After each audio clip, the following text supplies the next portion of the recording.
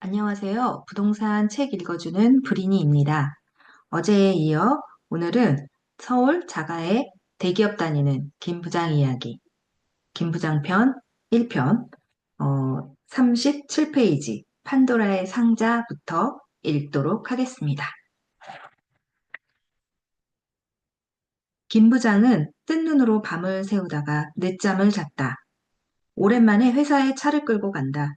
회사 주차장에 들어가니 임원들 차인 제네시스가 늘어서 있다. 김 부장은 자신도 저 차를 탈 날이 머지 않았다고 생각한다. 그러고 보니 회사 주차장에 외제차들이 많이 보인다. 한동안 지하철 타고 다니느라 주차장에 올 일이 없어 몰랐는데 이렇게 외제차들이 수두룩하다니. 빈자리가 하나 있어 살펴보니 옆 칸에 BMW가 세워져 있다. 주차를 하고 문을 여는데 옆 차에서 누군가가 전화 통화를 하고 있다. 자세히 보니 김 부장의 팀원 정대리다. 저 자식이? 감히 외제차를? 나도 그랜저 타고 다니는데. 믿을 수가 없다. 당황스러움과 분노가 치밀어 오른다. 내가 대리였을 때를 생각하면 상사나 선배보다 좋은 차를 타는 건 상상도 할 수 없는 일이었다. 회사에 외제차를 끌고 온다는 것은 절대 금기였다. 간신히 분을 참고 못 본 척하며 차문을 여는데 건너편에 주차된 외제차에서 낯익은 얼굴이 내린다. 다른 사업부의 과장이다. 최소 15살은 어린 새파란 녀석이다. 와, 이것들이 미쳤네. 이 자식들 싹 다 불러서 정신교육 한번 할까? 회사 편하게 다니니까 아주 자기네 마음대로네. 아휴, 이 망할 것들. 사무실로 올라가려고 엘리베이터를 탄다. 손이 떨려 버튼이 눌러지지 않는다. 커피가 필요하다. 강력한 카페인과 대용량의 설탕이 없으면 김 부장의 마음이 진정되지 않을 것 같다. 김 부장은 믹스커피 2봉지를 종이컵에 쏟아붓고 뜨거운 물을 넣어 휘휘 젓는다. 잘 모르는 다른 팀 과장은 그렇다 쳐도 우리 팀의 정대리가 외제차를 몰고 회사를 온다는 건 도저히 용납할 수 없는 사안이다. 김 부장은 생각한다. 내가 꼰대인가? 아니야, 이건 꼰대가 아니야. 정상이 아닌 것을 정상이라고 생각하는 게 이상한 거야. 팀원이면 차를 사기 전에 나한테 허락받아야 하는 거 아닌가? 아니, 허락까지는 아니더라도 상사한테 물어는 봐야 하는 거 아닌가? 내 생각이 잘못된 건가? 업무 시작 시간이 되자 팀원 모두가 자기 일을 시작한다. 파티션 너머로 송 과장과 정대리가 보인다. 부동산 거래한다고 휴가를 쓴 송 과장이나 외제차를 끌고 다니는 정대리나 둘 다 꼴도 보기 싫다. 송 과장과 정대리는 김 부장이 일을 시키면 맡은 일에 플러스 알파를 해오는 유능한 팀원들이다. 거기에 더해 김 부장의 기분과 감정을 항상 잘 맞춰준다. 두 사람 모두 팀의 주축 멤버이다. 업무 공백이 생기면 보고자료나 각종 장표를 만들 사람이 없다. 그래도 아닌 건 아닌 거다. 개인적인 일인 부동산 계약 때문에 휴가를 쓰고 임원들도 제네시스를 타는데 대리가 외제차를 끌고 회사를 오다니 김 부장에게는 상식 밖의 일이다. 이런 생각이 맞는지 옆 팀의 최 부장이나 동료들에게 물어보고 싶지만 남에게 물어보는 것은 김 부장의 자존심 사전에는 없는 일이다. 김 부장에게 비서가 상무의 호출을 전한다. 김 부장은 거울을 보며 넥타이를 매만지고 온 매무새를 가다듬은 후 상무실로 뛰어간다. 안녕하십니까, 상무님? 그래, 김 부장. 멤버 구성 끝났어? 아직 안 채웠으면 최 부장도 넣어줘. 네? 최 부장이요? 네, 알겠습니다. 그래, 가서 업무 봐. 아니, 최 부장을 왜? 갑자기 최 부장을? 김 부장은 머릿속이 복잡하다. 상무와 전무 라인은 자신이 꽉 잡고 있다고 생각했는데 갑자기 최 부장을 골프 멤버로 넣으라니 뭔가 불안하다. 어제는 아들 때문에, 아침에는 외제차 끌고 온 새파란 녀석들 때문에, 지금은 최 부장 때문에 일이 손에 잡히지 않는다. 갑자기 몇 년간 끊은 담배 생각이 난다. 금연은 아내와 아들과의 약속인데 고민이 된다. 김 부장의 전신에 퍼져 있는 모든 신경세포가 잔뜩 긴장해 있다. 최근에 스트레스를 너무 많이 받았다. 모두가 자신을 괴롭히는 존재들 같다. 나는 잘못한 게 없는데 세상이 날 가만두지 않는다. 원망스럽다. 팀원들도 상무도 최 부장도 심지어 아들내미도 짜증난다. 담배는 차마 못 피겠고 탕비실에 있는 서랍을 거칠게 열고 초콜릿바를 꺼내 우걱우걱 입에 밀어 넣는다. 살짝 식은 커피도 벌컥벌컥 들이켠다. 김 부장은 지금 이 감정이 분노인지 질투인지 알 수가 없다. 감정 제어가 불가능하다. 숨막히는 압박감이 밀려온다. 아무도 김 부장에게 쓴소리를 하지 않는다. 김 부장의 환경이 바뀌지도 않았다. 하지만 김 부장은 혼자서 벽을 쌓고 부정적인 감정들을 쏟아낸다. 기분이 좋으면 본인의 타고난 운과 능력 덕분이고, 기분이 좋지 않으면 모두 남 탓이라 책임을 돌려버리는 습관이 무의식과 의식 속에 깊이 박혀 있다. 김 부장은 결심한다. 우선 겁대가리에 없는 정 대리에게 외제차 얘기나 들어봐야겠다. 점심을 먹으면서 요즘 나온 전기차 얘기를 하다가 슬쩍 미끼를 던진다. 정 대리, 아침에 보니까 좋은 차 타던데 그 차 어때? 우리 애 한 대 사줄까 하는데. 부장님 보셨어요? 하하하, 그거 중고로 샀어요. 이번에 신형이 나오면서 구형은 중고가가 많이 내려갔어요. 싸게 샀죠. 김 부장은 한시름 놓는다. 중고를 샀다니 아주 조금은 용서가 된다. 그래? 중고 사는 건 좀 위험하지 않나? 요즘은 보험 이력이나 사고 이력 보기가 쉬워서 사고차나 문제 있는 차들은 거르기 쉬워요. 혹시 아드님에게 중고로 사주실 거면 저한테 말씀하세요. 고르시는 거 도와드릴게요. 에이, 아니야. 아들 취직하면 새 차로 뽑아줘야지. 중고는 무슨. 사줄 돈도 없다. 김 부장은 막상 정대리 이야기를 듣고 나니 마음이 좀 풀린다. 원체 밝고 긍정적이고 말도 잘 듣는 정대리다. 화가 좀 풀리긴 했지만 그래도 회사에 외제차를 타고 오는 건 이해할 수가 없다. 어린 놈이 건방지다는 생각이 마음속에서 손톱 밑에 가시처럼 따끔거린다. 식사를 마친 후 송 과장과 정대리, 권사원, 그리고 다른 팀원들은 자기들끼리 커피숍으로 간다. 사려 깊은 권사원은 매번 김 부장에게 커피 한 잔 하자고 권하지만 김 부장은 같이 가면 자신이 돈을 내야 한다는 생각에 절대로 가지 않는다. 구두, 시계, 가방, 넥타이 등 거치대에는 돈을 아끼지 않으면서 팀원들에게 쏘는 커피값은 아깝다. 팀원들이 가는 커피숍은 아메리카노 한 잔에 1,500에서 2,000원 정도지만 솔직히 탕비실에 널린 믹스커피를 두고 왜 커피숍을 가는지 모르겠다. 맥심도 있고 카누도 있는데 말이다. 저 자식들이 뒤에서 자신을 욕하는 것 같다고 김 부장은 생각한다. 정대리 차를 다시 보러 지하 주차장에 내려간다. 아무리 구형 모델이라지만 외제차에 비해 자신의 그랜저가 초라해 보인다. 저 중고차와 내 신차 가격이 비슷한데 왜 수입차를 생각 못했지? 그래, 전무님과 상무님이 제네시스를 타고 계신데 내가 감히 어떻게 외제차를 타? 맞아, 잘한 선택이야. 내가 외제차를 타는 걸 그분들이 보시면 대로하실 거야. 하지만 김 부장의 마음속 깊은 곳은 이성적인 결론과 다른 반응이다. 작년에 산 그랜저를 당장 팔고 외제차로 바꾸고 싶다고 소리를 지르고 있다. 그런 마음속을 애써 꾹꾹 누른다. 저쪽에 날띠 낡은 최 부장 차가 보인다. 조금이나마 마음이 놓이는 것 같다. 아, 상무님 카톡이네. 일요일에 필드에 나갈 때 최 부장과 자신을 픽업해달라는 내용이다. 전무는 운전기사와 따로 간다고 한다. 뭐? 상무님 기사 역할 하는 건 괜찮지만 나보고 최 부장까지 태우라고? 최 부장이 나를 태우고 가면 안 되나? 혼자 씩씩거리며 핸드폰 화면을 보다가 어쨌든 상무님 지시니 따르기로 한다. 상무가 곧바로 집 주소를 보내온다. 어라? 상무님 집이 여기였나? 우리 집이랑 가까운데? 예전 주소랑 다르네? 언제 이사 가셨지? 요즘 들어 긴장을 많이 해서 그런지, 나이를 먹어서 그런지, 소변이 자주 마렵다. 화장실에 간다. 최 부장이 소변기 앞에 서 있다. 김 부장도 바로 옆 칸에 가서 소변을 보며 말한다. 최 부장, 상무님 말씀 들었지? 카톡으로 주소 좀 보내줘. 김 부장, 혹시 운전하기 피곤하면 알려줘. 내 차로 가자. 운전은 하기 싫지만 상무의 기사 역할을 하며 점수를 따고 싶다. 게다가 최 부장의 낡은 차를 타고 싶지도 않다. 골프 치러 가는데 내 블랙 세단을 타고 가야 시작부터 폼이 난다. 5분 뒤, 김 부장의 카톡이 울린다. 최 부장이 집 주소를 보내왔다. 골프장에서 만난 뒤로 최 부장이 어디에 사는지 내내 궁금했다. 판도라의 상자가 열린다.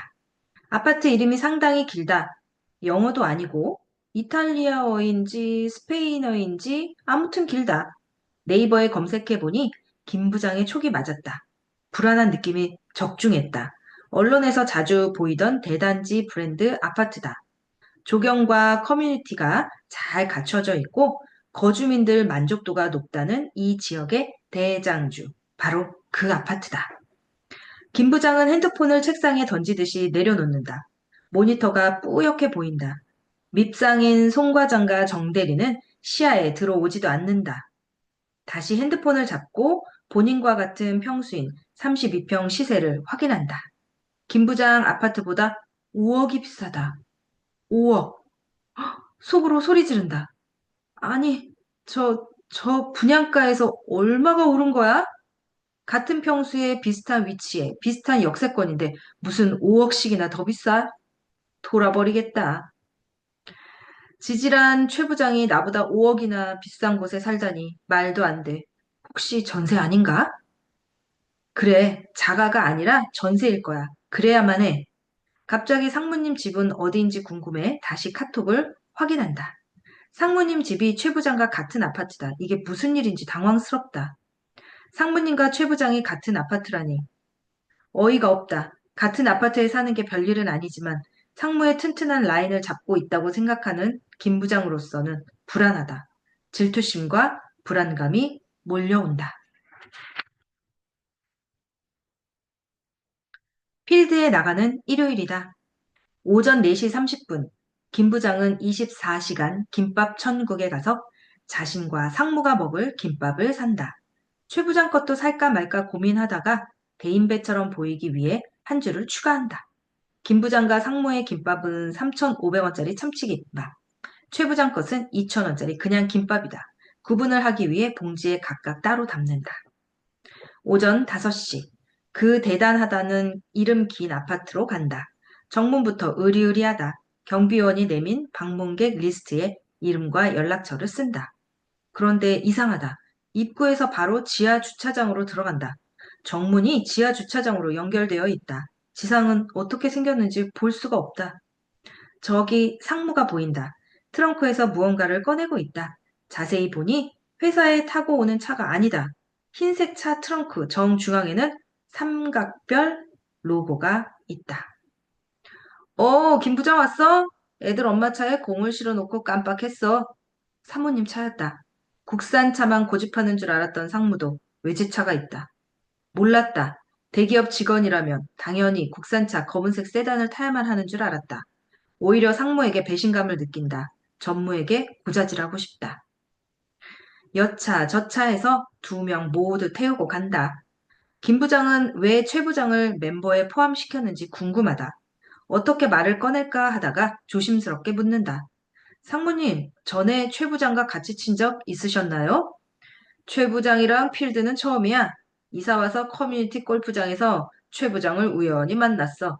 여기 사는지 몰랐는데 말이야. 김 부장은 상무가 무슨 말을 하는지 모르겠다. 커뮤니티 골프장이라니? 단지 내 골프장이 있다는 건가? 상무가 말한다.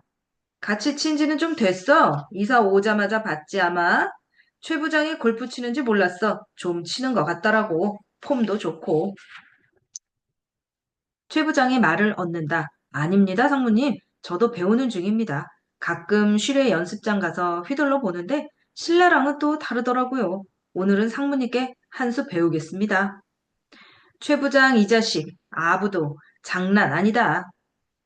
그나저나 실내 연습장은 아파트 내에 있다는 건지 어디에 있다는 건지 아직도 모르겠다. 김 부장은 아무 말 없이 새벽빛이 밝아오는 고속도로에서 아파트 아스팔트만 쳐다보며 운전한다. 골프를 치는 동안에도 김 부장 머릿속은 딴 생각으로 가득하다. 상무님과 최 부장이 어떻게 같은 아파트에 사는 거지? 정문에서 지상이 아닌 지하 주차장으로 바로 연결되는 거야? 커뮤니티 골프장은 도대체 뭐야? 대화를 복귀하느라 집중이 되지 않는다.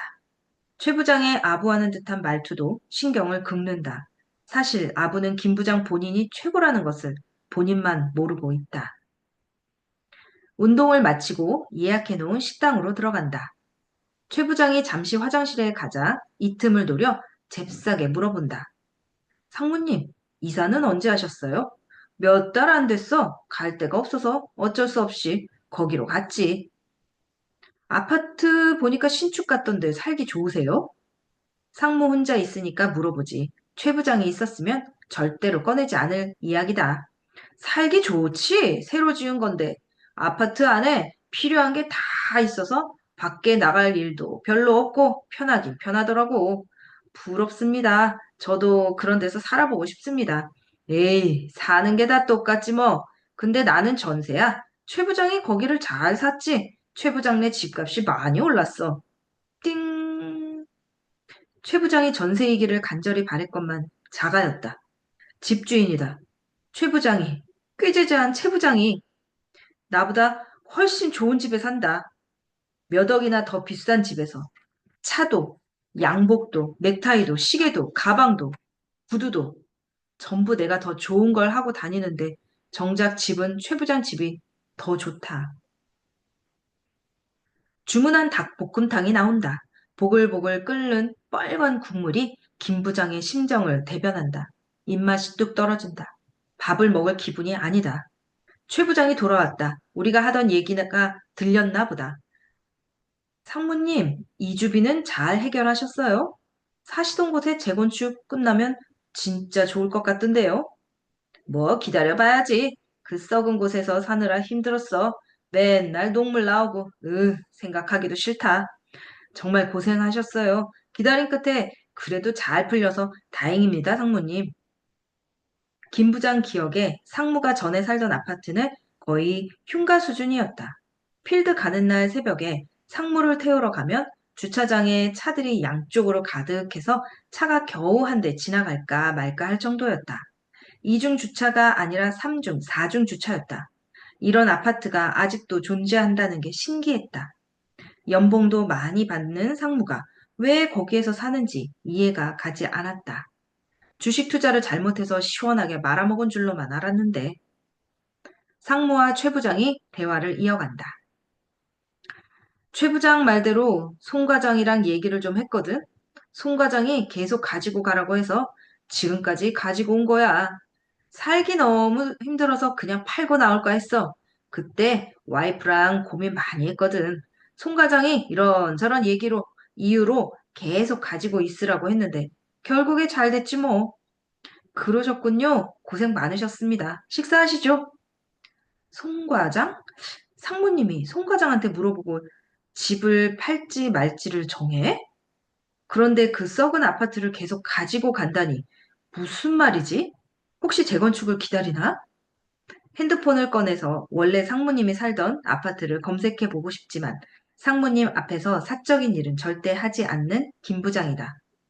머릿속에서 정리가 안 된다. 닭볶음탕이 꽤 매운데도 아무 맛이 느껴지지 않는다. 식사를 마치고 상무님과 최 부장을 데려다 주러 다시 그 이름 긴 아파트로 간다. 아파트 정문에 도착했다. 새벽에는 어두워서 보이지 않던 것들이 보인다. 높은 소나무들이 위압감 넘치게 쭉쭉 뻗어 있다. 김 부장네 아파트 화단에 있는 아담한 나무들과는 다르다. 집에 도착했다. 골프 가방을 들고 올라와 보니 아내는 늘 그랬듯이 인터넷 강의를 들으며 공부를 하고 있다. 아내가 무엇을 하는지는 관심이 없다. 자신이 이 가정의 중심이자 세상의 중심이기 때문이다. 김 부장이 말한다. 여보, 상무님네 아파트 가봤는데 좋아 보이더라. 차마 최 부장이 거기 산다고는 말 못하겠다. 자존심이 허락하지 않는다. 상무님이 어디 사는데? 그 얼마 전에 재개발 끝나고 입주했다는 거기 이름이 뭐더라? 아, 거기? 와, 좋겠다. 그 아파트 단지 커뮤니티가 진짜 좋다던데? 김 부장은 커뮤니티라는 말에 귀가 쫑긋한다. 혹시 단지 내에 골프장도 있어? 그럼 있지. 최근에 지어진 아파트에는 실내 연습장은 다 있어. 스크린 골프장이나 수영장 있는 곳도 있고 요즘 아파트 트렌드야. 세상 물정 모르던 김 부장은 이제야 이해가 간다. 상무와 최 부장은 같은 아파트 단지 내에 있는 실내 골프 연습장에서 만난 것이다. 김 부장은 오늘 상무에게 들었던 이야기를 전한다. 전에 상무님 사시던 아파트 기억나? 완전 낡은 아파트. 그쪽 사시다가 이사 왔다고 하더라고. 입주 전까지 전세 사신대. 아, 재건축한다는 곳? 예전에 이주하고 철거한다고 들었는데. 이주하셨구나. 근데 그 썩은 아파트가 우리 집보다 비싸? 재건축 얘기 나오기 전에는 우리 집보다 쌌는데 관리 처분 인가되고 나서 확 올랐어. 내가 5년 전인가 이 집 팔고 거기 사자고 했었잖아. 김 부장은 도무지 기억이 나지 않는다. 거기 입지 괜찮은 곳이라고 투자 가치 좋은 것 같아서 사려고 했는데 당신이 저런 곳에 사람이 어떻게 사냐고 진저리를 쳐서 못 샀잖아. 귀신 나올 것 같다고 당신이 뭐라 그랬었지. 그때만 해도 우리 집하고 별 차이 없었는데. 지금은 가격 차이가 어마어마할걸? 어렴풋이 기억이 난다. 빈민가 갔던 그곳, 대기업 부장이 살만한 곳은 아니었다. 김 부장은 시세를 확인한다. 매물이 별로 없다. 가장 최근 시세를 봤는데 김 부장 아파트와 6억 차이가 난다. 최 부장네는 5억이 더 비싸고 상무 집은 6억이 더 비싸다. 내 집은 살 때와 비교해 2배가 되었고 최근에 3억이나 올랐는데 그보다 더 비싸다. 현기증이 난다. 아내 말에 의하면 재건축이 될 상무네 아파트는 더 고급스럽게 설계되었다고 한다. 상무가 왜 그 썩은 곳에서 살았는지 이제야 이해가 간다. 몸빵을 하고 있었던 것이다. 상무님과 최 부장을 데리러 갔을 때를 떠올려 본다. 지하 주차장에서 1층으로 걸어 올라가서 엘리베이터를 타는 우리 집과는 완전히 다른 환경이다. 으리으리한 정문도 없고, 웅장한 소나무도 없고, 커뮤니티 시설도 없다. 아담한 놀이터뿐이다. 김 부장은 손에 쥐고 있던 육포를 질겅질겅 씹으며 생각한다. 왜 그때 아내 말을 듣지 않았을까? 아니야, 내 선택이 맞아. 후회는 없어. 나는 집이 아니어도 성공할 수 있어. 전무님과 상무님 라인을 꽉 잡고 있잖아. 임원이 되는 순간 모든 게 역전이야. 아내가 말한다. 주말에 거기 한번 가볼래? 차들은 다 지하에 있어서 지상 1층이 공원처럼 되어 있대. 애들 키우기 좋대더라. 물론 우리 애들은 다 컸지만. 단지 안에 공원처럼 산책로가 조성되어 있어서 멀리 공원까지 안 가도 단지 안에서 다 해결되나 봐. 가보고 싶다. 그러나 혹시라도 최 부장과 마주쳐서 입을 떡 벌린 채 감탄하고 있는 내 모습을 들키면 너무나 창피할 것 같다. 아니야, 안 가. 백화점이나 가자. 여보, 요즘 누가 백화점에 가? 아울렛도 충분히 좋은 거 많아. 뭐 살 거 있어? 김 부장의 아내는 알뜰하고 헌신적이다. 그러나 김 부장은 딱히 필요한 게 없어도 산다. 그냥 목적 없이 소비하는 습관이 들어있다. 돈을 쓰면서 분비되는 도파민에 중독되어 있다. 그놈이 건물주라고? 63페이지부터 읽겠습니다. 월요일이다. 김 부장은 여러 가지로 우울하다. 김 부장을 우울하게 만든 사람은 없지만 스스로 우울감에 빠진다. 남과 비교하면서 우월감과 동시에 기쁨을 느끼며 살았던 김 부장이 이제는 남과의 비교로 우울하다. 술이 당긴다. 고등학교 친구들에게 연락해 가볍게 한잔 하자고 한다. 김 부장처럼 취직해서 아직까지 직장 다니는 친구, 중간에 직장 그만두고 사업하는 친구, 일찌감치 은퇴해서 놀고 먹는 논팽이 친구, 김 부장까지 총 넷이다. 김 부장 회사 근처에서 모이기로 해서 김 부장이 장소를 정한다. 먼저 도착한 김 부장은 메뉴판을 보며 친구들을 기다린다. 얼마 후에 논팽이 녀석이 택시에서 내린다. 직업도 없는 놈이 택시를 타고 다니다니 김 부장은 이해가 안 간다. 논팽이 왔어? 오랜만이야. 김 부장 잘 살고, 어, 아닌가? 얼굴이 반쪽이 됐네? 무슨 일 있어? 요즘 스트레스 받는 일들이 있어서. 이따가 얘기하자. 근데 넌 택시는 무슨 택시야? 지하철 놔두고. 급하게 처리하고 올 일이 있어서 택시 타고 왔어. 늦을까 봐. 네가 급하게 처리할 일이 뭐가 있어? 너 백수잖아. 김 부장은 장난인 척 시비를 건다. 백수는 백수지. 그래도 소소하게 일은 한다 임마. 무슨 일 하는데? 취직했어?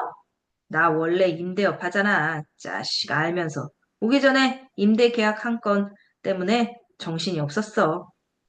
김 부장은 당황했지만 아무렇지 않은 척한다. 임대업? 저 논팽이가? 임대업? 오피스텔이라도 샀나? 논팽이가 말을 이어간다. 전체 층을 한 회사가 쓰고 있었는데 갑자기 나간다고 해서 멘붕이 왔지. 이래서 임대인이 한 명이면 어려워. 무슨 소리야? 전체 층이라니? 김 부장은 이제 표정을 숨길 수 없다. 전체 층을 쓰다니. 혹시 설마 건물? 내가 말했잖아. 작년에 8층짜리 건물 하나 샀다고. 단톡방에 친구들 소식이 올라오지만 읽지 않고 대수롭지 않게 넘겨버리는 김 부장이다. 김 부장은 듣기보다 말하기를 좋아한다. 주로 자기 잘난 이야기만 한다. 건물을 샀어? 왜 이래? 나 사표 던질 때 샀던 5층짜리 상가주택 팔고 5월 초에 대출 쫙 끌어서 샀다고 했잖아. 너 단톡방 안 보냐? 그랬지. 지금 들어와 있는 회사가 좀 오래 있을 줄 알았는데 갑자기 나간다는 바람에 다른 회사 들여서 임대 맞추느라 신경 많이 썼어. 주변 시세보다 좀 낮추고 2년에 3%씩 올리는 조건으로 했는데 잘한 건지 모르겠네. 논팽이가 오래전에 왜 회사를 그만뒀는지 생각이 안 난다. 그냥 잘린 줄로 알고 있었다. 학생 때부터 논팽이는 항상 느긋했다. 느긋했지만 실속은 있었다. 친구들 중, 친구놈들 중에 건물주가 있을 줄이야. 내가 제일 잘 나가는 줄 알았는데, 내 친구들 중에 내가 제일 잘 나가는 사람이어야 하는데, 나보다 공부도 못했고, 대학도, 직장도, 사는 것도 구린 이 논팽이가 건물주라니. 김 부장은 진심으로 궁금하다.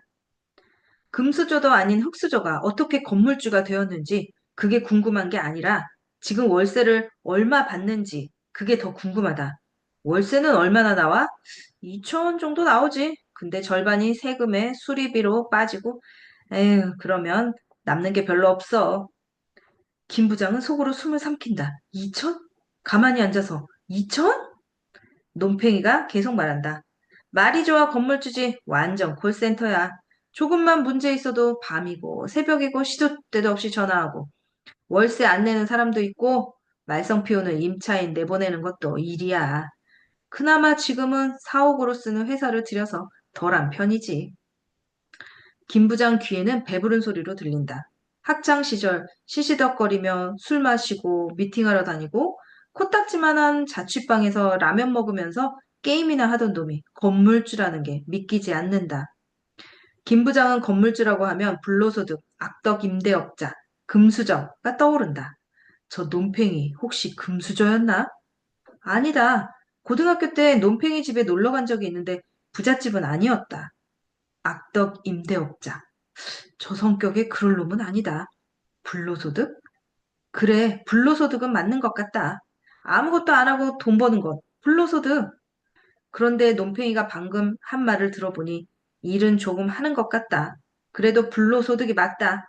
이런 생각들이 머리를 스쳐 지나갈 때 다른 친구들이 도착한다. 어이, 김 부장. 어이, 논팽이. 오랜만이야. 그래도 이 친구들은 김 부장이 속마음을 털어놓을 수 있는 친구들이다. 회사랑 집에서 있었던 열불나는 일들을 싹 말해볼까 싶다. 삼겹살 4인분을 주문한다. 기름이 지글지글 녹으며 냄새가 진동한다. 보통 소맥으로 시작하지만 오늘은 바로 소주다. 서로의 안부를 묻다가 김 부장이 슬슬 시동을 건다. 요즘 애들은 개념을 상실했어. 세상에 회사에 외제차를 끌고 온다니까? 다른 친구가 대답한다. 너네 회사 후배들이 외제차 끌고 온다는 얘기야? 그렇다니까 새파랗게 어린 놈들이 외제차를 끌고 다녀. 그게 말이나 돼? 김 부장은 소주를 따르며 당연한 듯 동의를 구한다. 와, 이 인간 몰랐는데 슈퍼 꼰대네. 드라마에나 나오는 꼰대가 여기 있었어. 아, 내가 꼰대라고? 임원들도 국산차 타는데 과장, 대리들이 외제차 가지고 있는 게 이해되냐?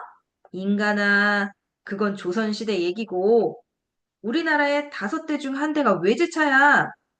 그리고 외제차가 뭐 어때서? 본인 자유지. 요즘 누가 외제차 탄다고 뭐라 하냐고. 그럼 집에서만 타든가. 회사에 끌고 오는 건 진짜 아니잖아. 그런데 심지어 상무님도 외제차를 샀더라고. 대한민국 임원이 외제차는 진짜 아니지 않아? 친구들은 김 부장을 한심하다는 표정으로 쳐다본다. 야, 김 부장, 고기나 처먹어. 김 부장은 삼겹살을 쌈장에 푹 담갔다가 우적우적 먹는다. 친구들이 공감을 안 해준다. 자기랑 같은 생각을 가지고 살고 있다고 믿었던 가장 가까운 친구들이 이런 생각을 하다니 세상이 변했다는 생각이 든다. 나만 안 변한 건지, 세상이 너무 빨리 변한 건지, 내가 비정상인 건지, 저들이 비정상인 건지, 김 부장의 의식의 흐름은 소주와 함께 흘러간다. 술자리가 점점 무르익어가자 화제가 자녀 이야기로 옮겨간다. 김 부장은 여기에 대해서도 할 말이 많다. 야, 우리 아들놈이 취직은 안 하고 장사를 하겠대. 이것 때문에 요즘 돌아버리겠어. 논팽이가 대답한다. 왜? 장사가 어때서? 취업보다 나은 것 같은데? 말 같지도 않은 소리 하지도 마. 장사도 타고나는 거야. 요즘 취업해봐야 회사에서 시달리기나 하지. 차라리 빨리 자기 일 하는 게 나을 수도 있어. 대학 나오고 무슨 장사야? 대기업에 들어가야지. 장사한다고 하면 결혼도 못해요. 누가 알아줘? 여자들 다 도망가. 외국이나 우리나라나 기업들이 시작할 때 다 구멍가게에서 시작했어. 그게 커지면 기업 되는 거야. 네 아들이 나중에 대기업 회장이 될지 누가 알아 임마. 말 같지도 않은 소리. 우리 애가 무슨 기업을 하냐? 그럴 만한 애도 아니고 우리처럼 회사 다니면서 사원증 목에 걸고 폼나게 다 사는 게 최고야. 김 부장은 매일 아침 출근하기 전 수트를 걸치고 전신 거울 앞에서 어깨를 편 자신의 모습이 뭉게뭉게 떠오른다. 자신도 모르게 뿌듯한 미소를 짓는다. 친구들이 와르르 웃는다. 회사원이 폼이나? 그건 네 생각 아니야? 무슨 회사원이 폼이야? 그냥 일하는 기계지. 요새는 노예라고 하더라. 논팽이가 한마디 던진다. 내 아들이 만약에 졸업하자마자 장사한다고 하면 나는 적극 밀어줄 거야. 지금 공무원 준비한다고 몇 년째 뭉개고 있는데 답답해 죽겠어. 무슨 소리야? 장사꾼보단 공무원이 훨씬 좋지. 안정적이고 이미지도 좋고.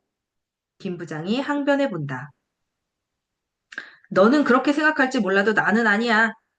애들 젊을 때 뭐라도 해봤으면 좋겠어.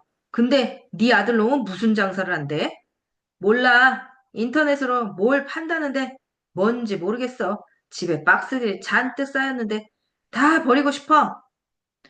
따로 돈 드는 것도 아니네. 월세나 인건비 나가는 것도 아닌데 그냥 하게 내버려 둬. 아, 몰라. 집에 가면 아들내미 때문에 스트레스 받아. 애 하고 싶은 거 하게 놔둬라. 자식이 네 소유물이냐? 요즘 애들 똑똑해서 알아서 잘만 하더구만. 친구들은 이번에도 내 편을 들어주지 않는다. 술이 점점 취해간다. 검게 타버린 삼겹살을 구운 김치에 돌돌 말아 입에 넣는다. 바삭거리는 게 맛있다. 다른 친구가 논팽이에게 묻는다. 논팽이, 너는 평소에 뭐 하냐? 음, 아침에 일어나면 헬스장 가서 운동하고, 집에 와서 씻고, 신문 좀 보고, 와이프랑 식사하러 나가기도 하고, 얘기도 하고, 뭐, 어떤 날은 부동산 임장 다니고, 어떤 날은 등산하러 가기도 하고, 건물에 하자 있다고 연락 오면 바로 달려가고, 뭐, 그러고 살아. 우와, 부럽다. 진짜 자유인이네. 시간을 내 마음대로 쓸 수 있다는 게 제일 좋지. 지금 다시 회사 다니라고 하면 난 못 다닐 것 같아. 나도 회사 당장 때려치우고 싶은데 애들 결혼도 시켜야 되고 나가야 할 일도 딱히 없고 나가서 할 일도 딱히 없고 김 부장이 끼어든다. 왜 벌써 회사 그만둘 생각을 해? 우리 아직 젊어. 저 논팽이가 특이한 케이스지. 우리가 젊다고?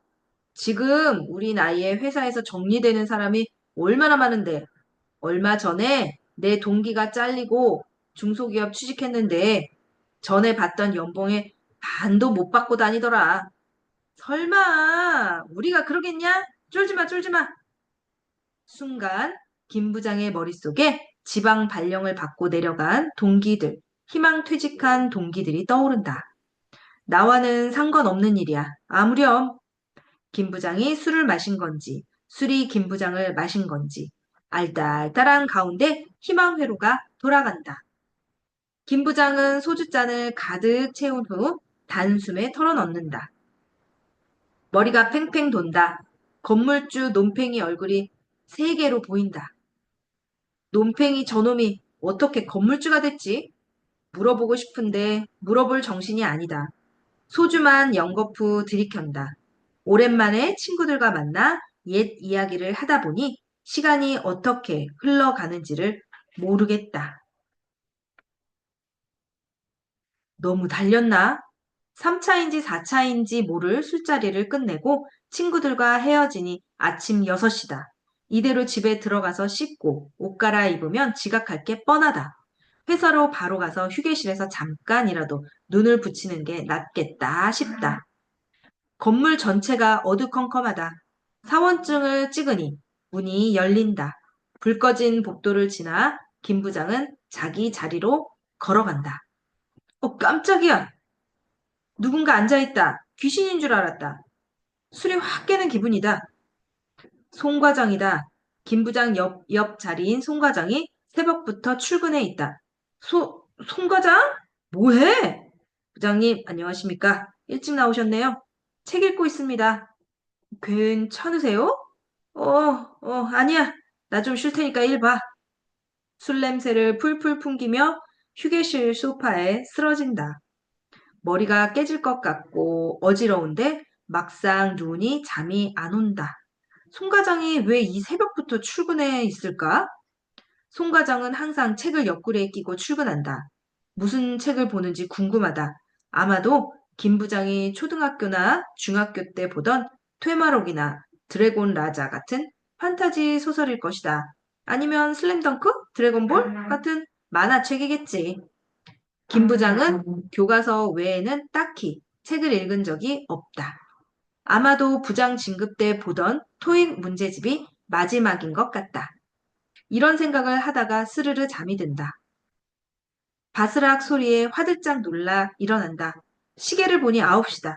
급하게 화장실로 가서 폭풍 양치질을 한다. 머리는 떡이 되어 있다.